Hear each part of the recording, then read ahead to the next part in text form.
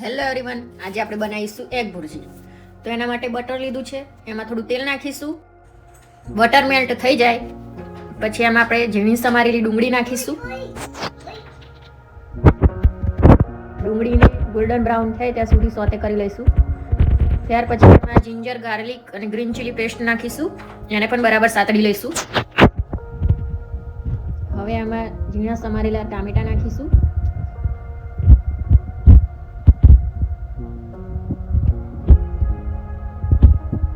ટામેટા સતળી જાય પછી એમાં આપણે મસાલા નાખીશું.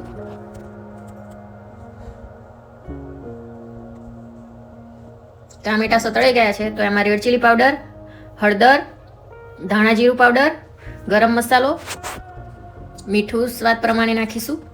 બરાબર મિક્સ કરી લઈશું.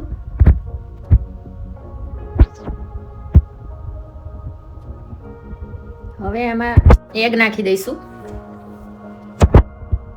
હવે એને બરાબર આપણે હલાવતા જઈને એને કૂક કરી લઈશું. તો જો આપણા એગ રેડી થઈ ગયા છે તો હવે એમાં લીલા ધાણા નાખીશું. તો રેડી છે હવે આપણી એગ ભુરજી.